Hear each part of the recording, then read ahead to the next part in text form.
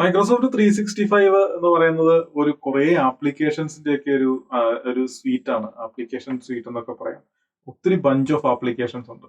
അപ്പം ഇതിനെയൊക്കെ ഓരോ അഡ്മിൻ സെന്റർ വെച്ചിട്ടാണ് നമ്മൾ ഇൻ ഡെപ്ത് ആയിട്ട് നമ്മൾ ഹാൻഡിൽ ചെയ്യുന്നത്. അതിലെ പ്രധാനപ്പെട്ട നമ്മൾ വൺസ് മൈക്രോസോഫ്റ്റ് 365ന്റെ ഒരു സബ്സ്ക്രിപ്ഷൻ നമ്മൾ രജിസ്റ്റർ ചെയ്യുമ്പോൾ നമ്മൾ ആദ്യം കാണുന്ന അഡ്മിൻ സെന്റർ ആണ് 365 admin centre, Microsoft 365 admin centre എന്ന് പറഞ്ഞത്.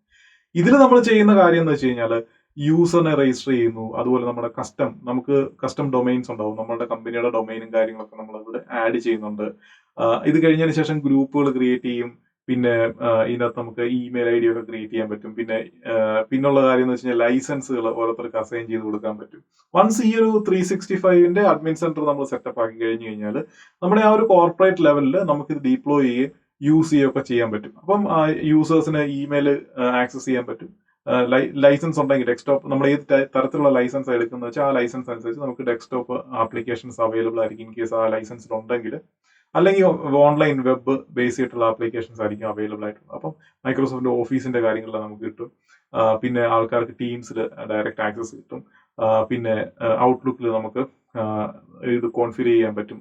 ഔട്ട്ലുക്ക് ലൈസൻസ് ഉണ്ടെങ്കിൽ, നമ്മുടെ സബ്സ്ക്രിപ്ഷൻ ലൈസൻസ് ഉണ്ടെങ്കിൽ നമുക്ക് ഔട്ട്ലുക്ക് യൂസ് ചെയ്യാൻ പറ്റും.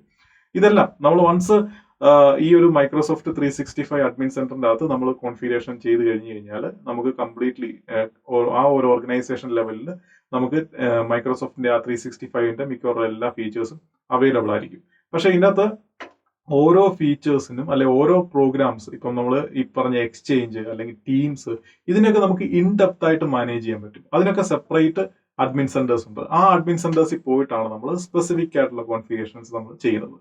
അപ്പം എപ്പോഴും സബ്സ്ക്രിപ്ഷൻ എടുത്തു കഴിയുമ്പോൾ നമ്മൾ ആദ്യം ചെയ്യുന്നത് ഈ ഒരു മൈക്രോസോഫ്റ്റ് 365 അഡ്മിൻ സെന്റർ എന്ന് പറഞ്ഞാൽ ആ ഒരു അഡ്മിൻ സെന്ററിൽ പോയിട്ടാണ് എല്ലാം ബേസിക് ആയിട്ടുള്ള കാര്യങ്ങളെല്ലാം നമ്മൾ സെറ്റപ്പ് ചെയ്യുന്നത്.